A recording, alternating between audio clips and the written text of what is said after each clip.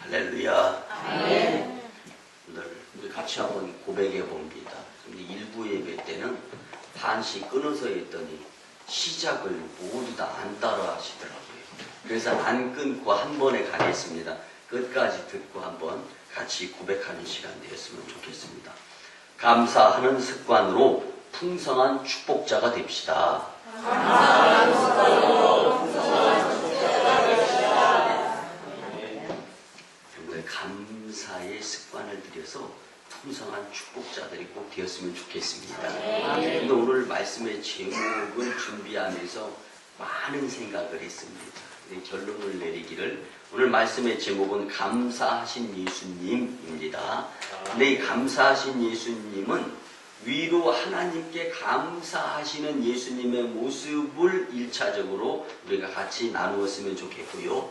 또 한 가지는 인간에게 불리함, 불이익, 그리고 불편함, 고통, 고난이 그리고 그 살아가는 상황, 환경, 여건에 굴하지 않고 정말 감사의 모범을 인간들에게 보여주시는 그 예수님.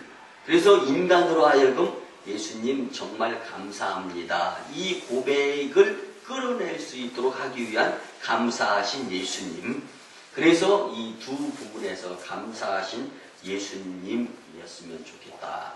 누구에게나 마음속에 이 감사를 고백할 수 있는 예수님으로 말씀이 들려졌으면 참 좋겠습니다. 그런데 11월 감사의 달 둘째 주일을 맞이했습니다. 풍요로운 결실의 달 감사함에 살아서 하나님의 축복하심이 가득한 축복의 주인공들이 다 되셨으면 참 좋겠습니다.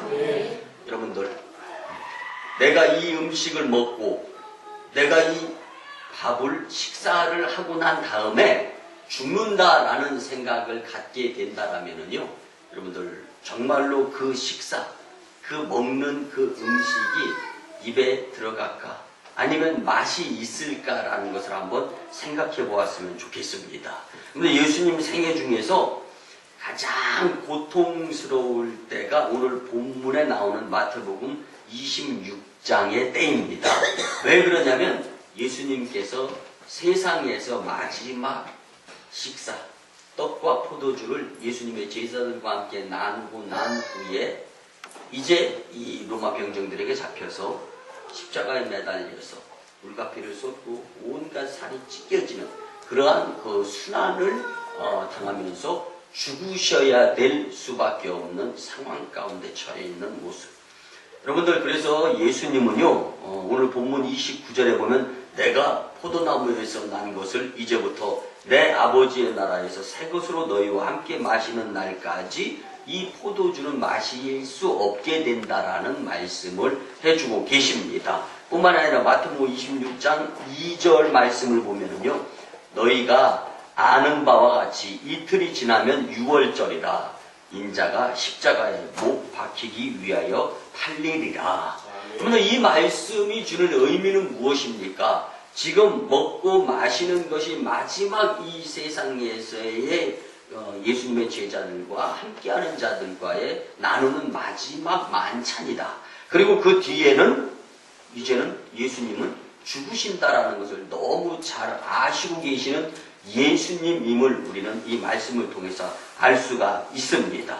마지막 음식을 먹고 죽는다는 것을 알게 되면은 그 음식 앞에서 얼마나 두렵고 고통스러워서 그 음식이 어디로 들어가는지, 아니 음식조차 보고 싶지 않은 상황일 수도 있다라는 것을 기억하시면서 말씀을 같이 나누었으면 좋겠습니다.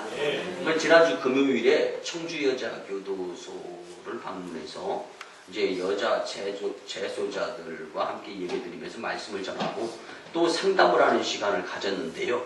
근데 그 시간을 통하여서 요즘은요, 교회 밖에 있는 사람들이나 감옥 안에 있는 사람들이나 할 것 없이 얼굴 표정들이 여유로운 부분을 발견하기가 쉽지가 않습니다. 그런데요, 너나 할 것 없이 또 교회 안, 교회 밖, 또 사회생활하는 사람이나 또 이 감옥 안에 있는 사람이나 할 것 없이 예배를 드리고 나면 표정이 좀 여유 있는 표정, 그리고 미소 짓는 표정으로 바뀌는 것을 저는 그때그때마다 보면서 이제 목회를 하고 있습니다. 여러분들도 마찬가지예요. 우리 교회 뭐 대다수의 성도님들이 저와 함께 이제 이 중학생들이 재소하고 있는 이제 청송교도소 몇 차례 방문을 해서 그 안에서 예배를 드리면서 그 재소자들과 함께 또 예배를 드리고 서로 얼굴 표정도 보고 하면서 이렇게 진행을 하는데요. 여러분들 그들이 그 감옥 안에 있으면서도 예수님을 만난 자들의 표정이 밝은 것을 우리가 보아서 잘 알 수 있는 것을 이제 전하면서 말씀을 풀어나가려고 하는데 이건 마찬가지입니다. 예배가 이렇게 중요하고 소중합니다. 살아가는 가운데 삶의 의미 그리고 오늘 말씀을 통하여 볼 수 있는 예수님께서도 마지막 때에 정말 죽을 수밖에 없는 상황 가운데에서도 정말 주님 앞에 감사할 수 있는 모습으로서의 예수님은 여전히 하나님에 의한 성령의 충만함 뿐만 아니라 이 예배를 통하여서 그때그때마다 하나님께서 주시는 공급하심의 힘으로서의 감사가 이루어졌음을 알았으면 참 좋겠습니다. 여러분들 서울구치소 경비교도 대장을 지냈던 이 박효진 장로님이 계십니다. 그분이 이 재소자들과 함께하는 가운데 경비교도대의 대장 역할을 하면서 그 경험담을 간증으로 책을 썼습니다. 근데 그 책 가운데 제목이요. 하나님이 고치지 못할 사람은 없습니다. 이것이 제목입니다. 그런데 하나님이 손대서 고쳐지지 않는 사람은 없다라는 것입니다. 근데 저는 이 책을 보면서 다른 것에 초점을 맞춘 것이 아니라 과거에 우리나라의 사형제도가 집행되어질 당시에 그 당시를 주제로 해서 이 책을 쓴 건데요. 여러분들 이 사형수들은요, 우리가 뭐 용서하시고 들어주시기 바랍니다. 동물들이 자기가 죽게 될 때 좀 이렇게 느끼고 직감한다고 하는 이야기도 없지 않아 있지 않습니까? 근데 사람은요, 그것이 더 일반 뭐 용서하시고 들어주시는데 돼지나 뭐 개 이런 것들보다도 더 이 센스가 예민하답니다. 그래서 여러분들 이 사형수들은 이 면회를 거의 안 간답니다. 면회율이 거의 없는 거예요. 근데 사형수들을 그 독방이라든가 사형수들이 묵는 그 감방에서 끄집어내기가 그렇게 어렵대요.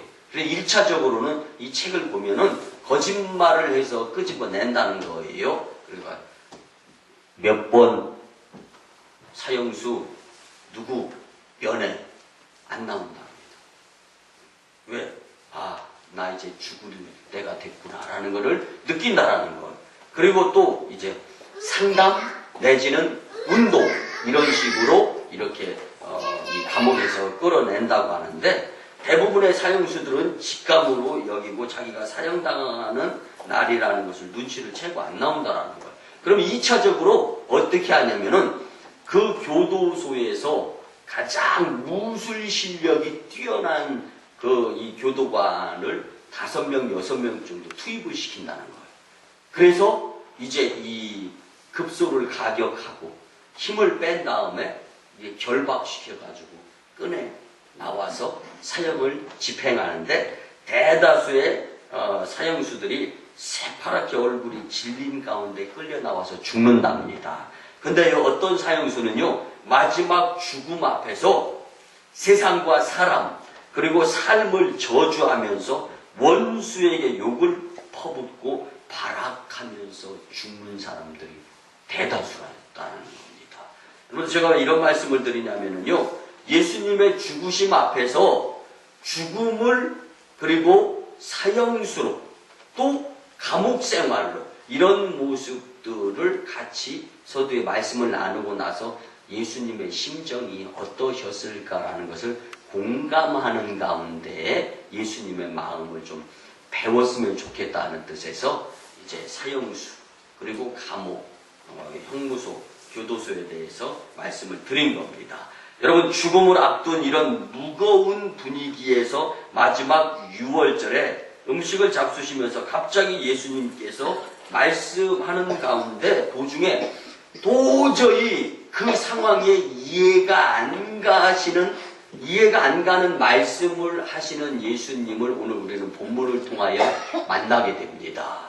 여러분들, 오늘 본문 말씀으로 예수님은 마지막 유월절 음식을 드시고 죽는다는 것을 잘 알고 계셨다라는 것을 우리도 알 수 있습니다. 근데 그 마지막 잔을 받고 감사하셨다라는 것이 오늘 본문 말씀에 나와 있습니다. 그렇다면 우리는 굉장히 궁금할 수가 있습니다. 예수님에게는 무슨 감사할 조건이 있어서 십자가의 무서운 죽음을 앞두고서도 마지막 음식을 드시면서 하나님께 감사하실 수 있었는가? 여러분도 궁금한 건 참기 어렵지 않습니까? 오늘 말씀으로서 궁금증을 말끔하게 해소시킨 후에 우리도 그리스도인으로서 예수님을 닮아가는 성도로서 정말 어떠한 불이익, 그리고 열악한 환경, 어려운 고난, 고통, 그리고 설사 시험 들었다 할지라도 여러분들 하나님께 감사하는 생활은 절대로 생략하지 않을 수 있는 오송광의 공동체 여러분들이 되었으면 참 좋겠습니다. 여러분들, 그래서 첫 번째는요, 예수님은 과거의 은혜에 감사하셨습니다. 예수님이 십자가를 져야 하는 시간이 가까이 왔을 때 지금까지 살아온 뒤를 돌아보셨습니다. 왜냐하면 사람들은 죽을 때가 되면 과거를 돌아보게 됩니다. 그리고 과거를 돌아보는 순간에 예수님께서는 마음이 무서움, 고난, 고통, 이거 인간적인 생각에서 영적인 생각으로 뒤바뀌게 되었습니다. 과거를 돌아보기 전에는 앞에 놓여있는 짊어져야 될 고통의 십자가가 바로 앞에 놓여졌기 때문에 마음이 착잡했습니다. 그런데 이 하나님의 은혜를 생각할 수 있는, 뒤를 돌아보면서 과거의 하나님의 은혜를 생각하니까 감사할 수 있는 용기가 생겼던 것입니다. 여러분들, 하나님께 받은 은혜가 너무 컸기 때문에 예수님이 뒤를 돌아보면서 생각하신 받은 바 은혜의 복, 과연 얼마나 감사할 수 있는 것이었나. 간단하게 세 가지로 한번 보면요. 첫째는 지금까지 삶에 필요한 모든 것을 하나님이 공급해 주셨음을 생각하니까 감사할 수 있었던 것입니다. 여러분, 예수님이 인성을 가지셨을 때는요, 예수님도요, 안타까움을 표현하시곤 하셨습니다. 마태복음 8장 20절 말씀에 보면은요, 예수님께서 하신 말씀입니다. 여우도 굴이 있다. 공중의 새도 거처할 곳이 있다. 그렇지만 나는 머리 둘 곳조차 없구나. 이게 예수님이 표현하셨던 겁니다. 그런데 뒤를 돌아보니까 병든 자를 고치시게 하셨던 하나님, 또 죽은 자를 살리시게 하신 하나님, 오병이어의 기적을 베풀 수 있도록 은혜를 베풀어 주신 하나님이 예수님과 함께 하셨던 것을 깨닫고 하나님 감사합니다. 죽음이 앞을 가로막고 있는 상황에서도 감사하실 수 있었던 것입니다. 또 하나님이 보호하신다라는 것을 예수님은 과거를 뒤돌아보면서 믿을 수 있었습니다. 여러분들, 믿음 없으면 손해, 믿음 있으면 유익이고 이익인 줄 믿으시기 바랍니다. 여러분들, 저는요, 목회를 하면서 믿음과 믿지 못함의 구분으로 삶 가운데 나타나는 성도들의 모습을 분명히 육안으로 구분하는 가운데 목회를 하고 있습니다. 여러분들, 보여지는 것에 현혹되어져서 감사의 믿음을 놓치고 사는 어처구니 없는 불행한 불이익의 사람들이 되지 않기를 바랍니다. 예수님이 지금까지 살아온 것을 생각해 보니까 하나님이 순간순간 보호해 주셨다라는 것을 믿게 되었습니다. 여러분들, 예수님께서는 유대 땅 베들레헴 마구간에서 12월 추울 때 태어나신 분이십니다. 그렇게 태어나시고 또 헤롯 왕에 의해서 사형 집행에 대상일 수밖에 없었는데 하나님께서 그때그때마다 생명을 연장시켜 주시면서 구원의 역사를 이루실 수 있도록 보호해 주셨다라는 것을 예수님은 마지막에 다시 한번 깨달으면서 감사의 은혜를 생각하는 것입니다. 여러분들, 전에 우리 세종지방에서요, 이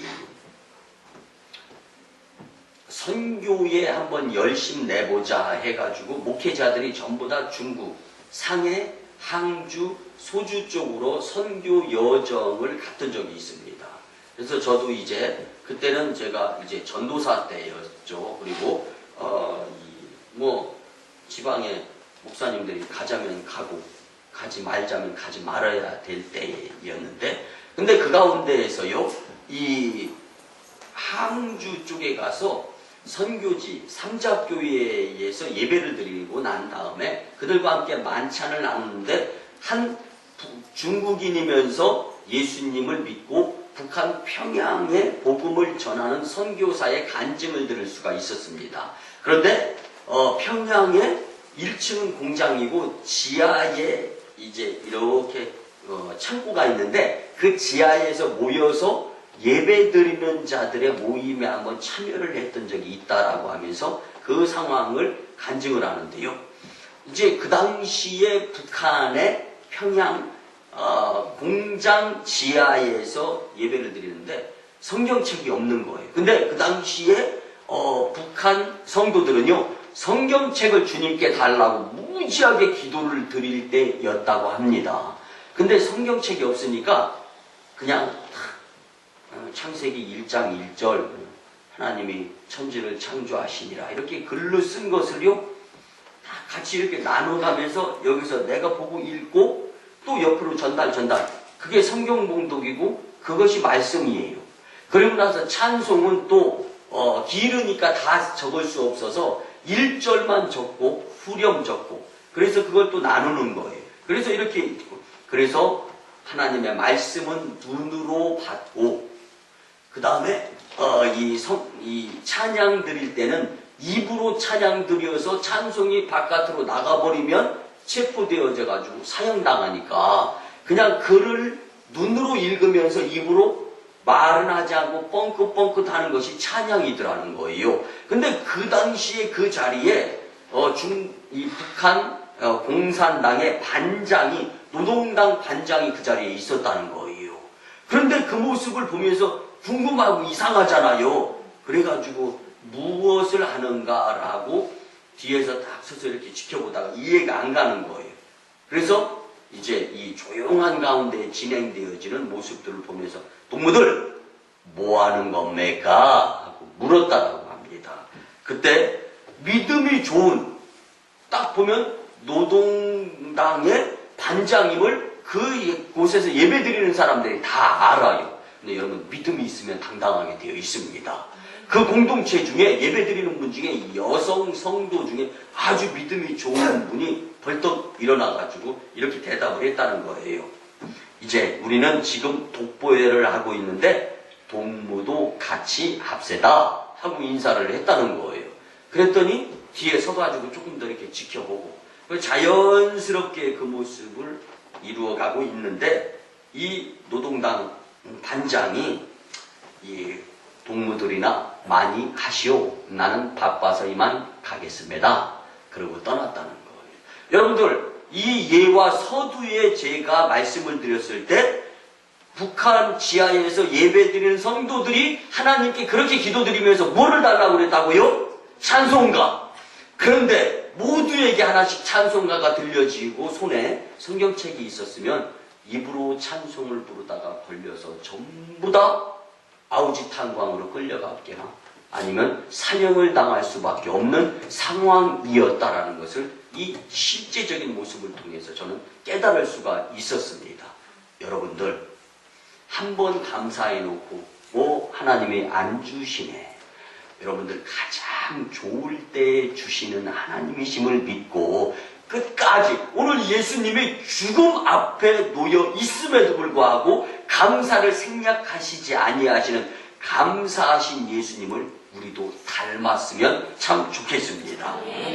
예수님은요, 그뿐만이 아닙니다. 12살이 되어졌을 때요, 6월절 예루살렘에서 부모님을 잃어버렸는데, 그래도 하나님께서 부모님과 함께 만날 수 있도록 은혜를 안전하게 베풀어 주셨다라는 것을 생각하니까 또 감사한 것입니다. 그뿐만 아니라 하나님이 늘 함께 하시면서 마귀 사탄에게 시험을 받아서 40일간 금식기도 할 때에도, 금식기도를 하고 난 후에 마귀에게 시험을 받으실 때에도 하나님은 능력으로 나와 함께 해주셨기 때문에 내가 구원 사역을 펼칠 수 있었던 것이다 라고 고백을 하면서 감사를 생략하지 아니하셨던 감사하신 예수님을 오늘 우리는 만나고 있는 것입니다. 여러분들 늘 성령님으로 예수님과 함께 해주셨던, 천군 천사들로 예수님을 수종들게 하셨던 그 하나님의 은혜에 감사하며 과거의 하나님의 은혜에 감사하시는 예수님을 우리도 이제 모델 삼아서 과거에 이때까지 인도해 주신 하나님의 은혜를 생략하지 아니하는 감사의 주인공들이 다 되셨으면 참 좋겠습니다. 두 번째는요, 예수님은 현재의 은혜에 하나님께 감사하고 계시는 것입니다. 사람은 언제 행복하냐면요, 자기의 뜻이 이루어질 때 비교적 많이 행복합니다. 내가 바라는 것들이 이루어지면 행복해서 감사합니다. 이게 자동으로 나올 수가 있어요. 근데 예수님 하나님의 뜻에 의해서 구원에 의한 사역을 이루시면서 마지막 때에 이제 죽어야 되면서 하나님의 뜻이 이루어졌어요. 하나님의 뜻을 이루는 가운데, 그리고 예수님의 뜻을 이루는 가운데 죽음을 맞이하게 될 수밖에 없는 상황에 놓여있는 예수님을 우리는 오늘 만나게 되는 것입니다. 여러분들, 예수님이 이 땅에 오신 목적이 무엇입니까? 하나님의 나라를 가르치기 위해서 오셨습니다. 알아야 하니까. 여러분들, 그래서 미국의 교육 방식은요, 알게 하는 것이지 애워서 답안 작성해서 100점 맞게 하는 것이 미국의 교육 방식이 아니에요. 여러분들, 저도 개인적으로 이 미국의 교육 방식을, 그리고 청교도인들의 교육 방식 알면은요, 아는 만큼 더 열심히 낼 수 있고, 모르니까 열심히 안 내고 노는 거 아닙니까? 그래서 예수님의 목표, 이 땅에 오신 첫째는 하나님의 나라를 가르치시기 위해서 오신 분이십니다. 두 번째는요, 예수님을 믿도록 하나님 나라에 참여할 수 있도록 하기 위한 수단으로 병을 고치는 일을 하셨습니다. 그리고 인류를 구원하기 위하여 십자가에 달려 돌아가시는 것이 예수님이 이 땅에 오신 목적이에요. 죽는 것까지가 예수님의 이 땅에 오신 목적이었기 때문에 참 예수님의 심정은 힘들었을 것이다 라는 것을 우리는 미루어 짐작해 볼 수가 있습니다. 그런데 이 하나님은 그 모든 일을 다 이루시게 예수님을 통해서 은혜를 베풀어 주셨던 것입니다. 이걸 예수님은 깨닫는 거예요. 예수님이 십자가에 달려 돌아가실 때 요한복음 19장 30절에 보니까 이렇게 말씀하십니다. 신 포도주를 받으신 후에 다 이루었다. 그리고 돌아가셨다라는 거예요. 다 이루신 거예요. 그렇게 죽음, 불안한 상황에까지 딱 이 접하는 가운데에도 하나님은 현재 끝까지 죽는 상황까지도 같이 해주시는 하나님을 만난 예수님임을 알 수가 있습니다. 우리도 지금 우리가 누리고 있는 하나님의 은혜를 생각하면서 감사할 수 있어야 됩니다. 우리가 예수님을 알고 믿어 구원받아 하나님의 자녀가 되었다는 것이 얼마나 큰 감사의 조건입니까? 우리가 예수님을 알아 하나님 말씀을 배우며 항상 감사의 삶을 살 수 있는 것 또한 얼마나 감사할 조건입니까? 그리고 우리의 몸이 거룩한 성령님이 거하시는 하나님의 성전이 되고 항상 하나님과 교제하며 거룩한 성도들과 교제하는 것 또한 얼마나 감사의 조건입니까? 그러므로 우리도 예수님처럼 어떤 상황에도 늘 하나님께 현재의 모습으로 감사할 수 있는 보성광림 공동체 여러분들이 되었으면 참 좋겠습니다. 마지막 세 번째입니다. 예수님은 미래의 소망에 감사하셨습니다. 예수님이 지금 제자들과 잡수시고 계시는 것은요, 우리가 다음 주 추수감사절기에 함께 나눌 성만찬입니다. 그런데 이 성만찬에 사용된 떡과 포도주는 육신을 입고 이 땅에 오신 예수님의 몸을 상징하는 것입니다. 떡을 떼어 제자들에게 나눠주시는 것은 십자가에 못 박혀 찢겨지는 예수님의 죽음의 몸을 상징하는 것입니다.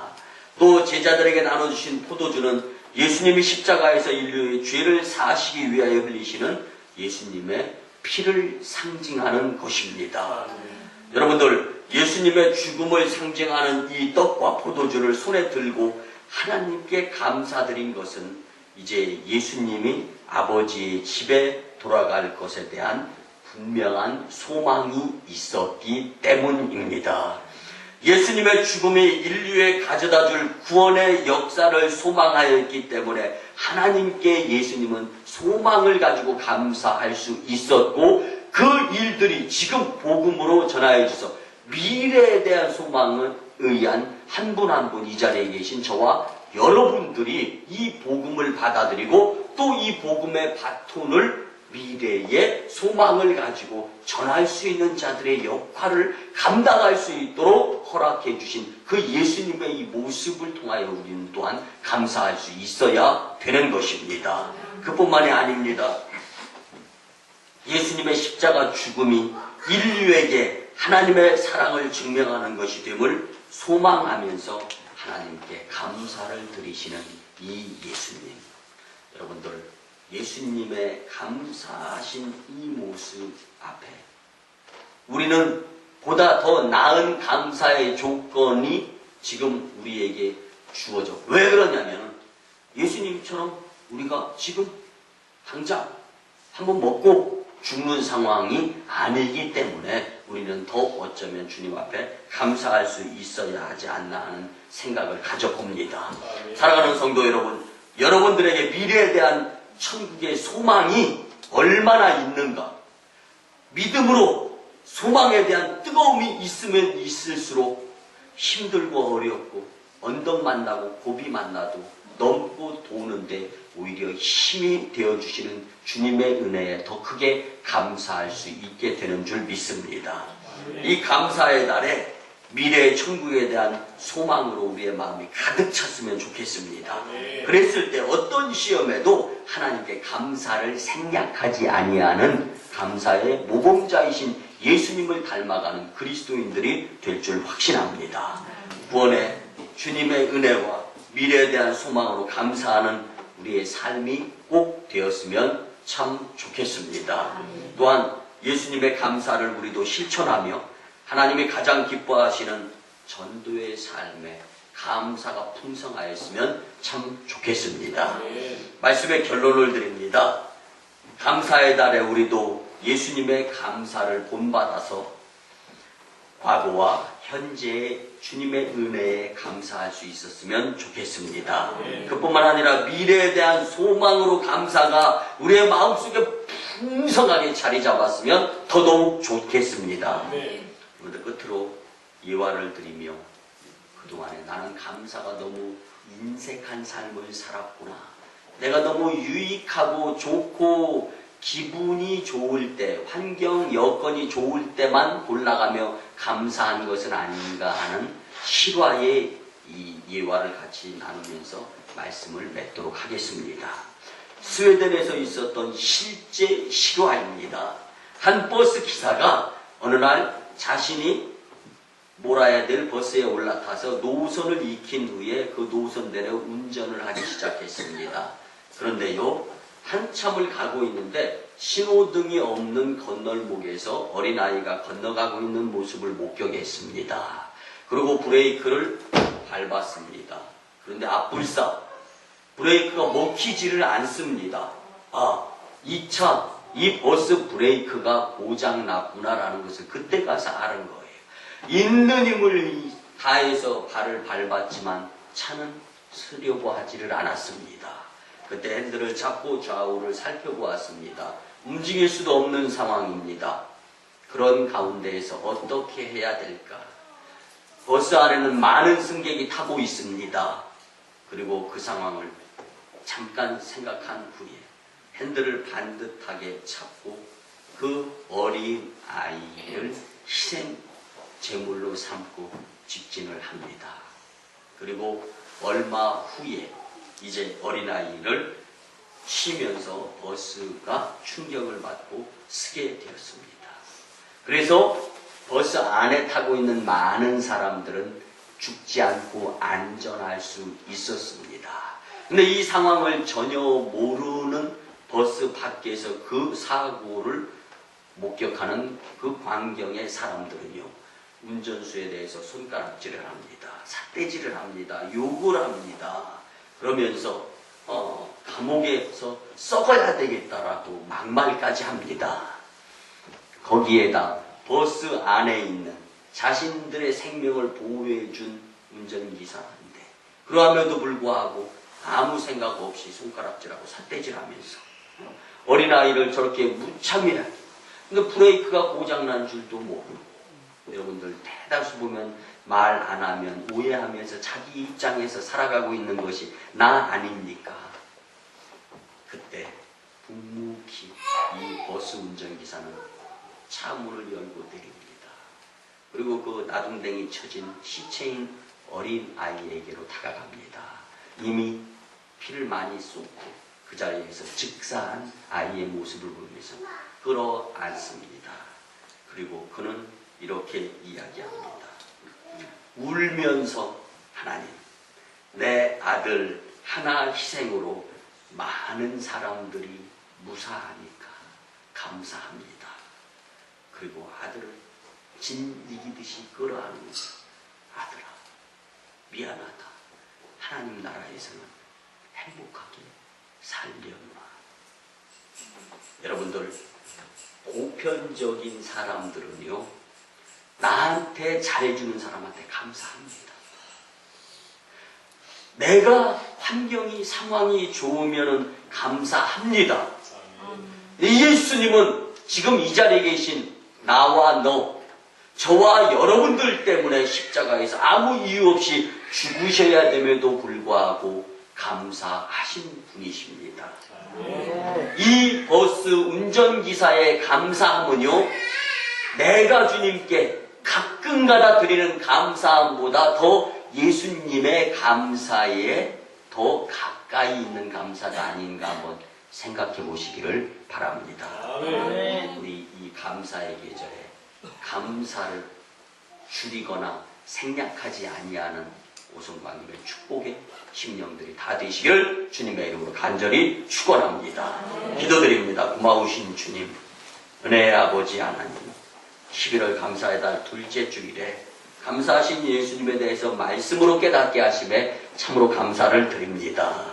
이제 우리 오송광님 교회가 예수님께서 죽음 앞에서도 감사하신 것처럼 우리도 평생 감사하는 공동체로서 하나님 영광, 교회 부흥, 성도 축복을 경험하는 행복과 축복의 공동체가 되게 은혜나려 주시옵소서. 감사드립니다. 존귀하신 예수님의 이름으로 축복하며 기도드리옵나이다. 아멘. 우리 구주 예수 그리스도의 크신 은혜와 하나님 아버지의 만극하신 사랑하심과 성령님의 감화, 감동, 교통, 역사하심이 오늘 주신 말씀대로 감사하신 예수님을 모범 삼아 그분을 닮아가며 하나님께 감사하는 생의 습관을 통하여서 어느 곳에 가서 누구를 만나고 무슨 일을 겪고 어떠한 일을 한다 할지라도 그리고 가정과 직장과 일터와 사업장에서 감사가 차고 넘치게 도와주시옵시고 특별히 1호 선교지 인도 땅 첸나, 2호 선교지 중국 땅 광동성 해주, 3호 선교지 저 북녘 땅의 선교 사역 위에도 이제부터 영원토록 함께 하옵시기를